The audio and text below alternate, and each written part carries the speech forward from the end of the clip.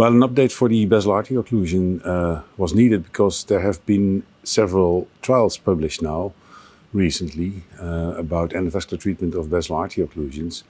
And although the trials were not easy to do, I was involved in basics trial as well. We participated and it took a long time to enroll patients. And finally, it was even a neutral trial. But with two later Chinese trials, it seems that the evidence is now available for endovascular treatment. Although the evidence is still meager, quite low. The quality is low still.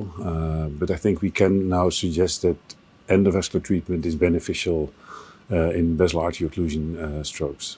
With relatively low evidence, we have now recommended or suggested, in fact, to do endovascular treatment for Basel artery occlusions. But there are some caveats, especially that the Chinese trials, in fact, only included patients with a mild to severe neurological deficit, so an NIHSS of 10 or more.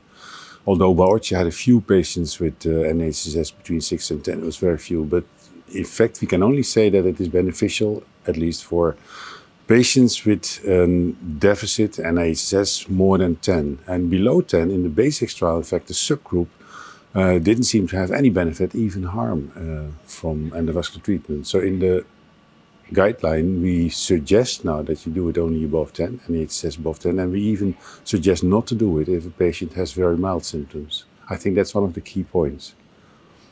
Another point is that we saw in the literature that the effect of the treatment is higher in the more proximal occlusions, and the more distal occlusions, so really the tip of the Basel artery, there was hardly any benefit. It's not negative, but the effect is much higher if you have a proximal occlusion. One thing, the first question we wanted to answer was whether IV treatment is beneficial. And I think most of the physicians treating those patients have the feeling that it is very beneficial, maybe even more beneficial than in the anterior circulation. But still, the literature is lacking on that. So we don't have good literature on IV treatment for Basel artery occlusions. And I don't think it's feasible to do a trial on that still. But, well, we have to collect more data, I think, and finally give recommendations with more evidence. That's, I think, a main point. Another point is that we only looked at Basel artery occlusion trials, and there are more vessels in the posterior circulation that are not involved in the anterior circulation trials and are not involved, in fact, in these trials that we use now for this guideline. So we can't say anything about the posterior cerebral artery, the ICA, the PICA, even the vertebral arteries were not included in those trials.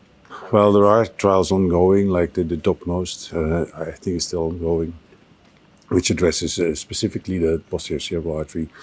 In the ongoing MEVO trials, the P2, P3 segments of the posterior cerebral artery are often included.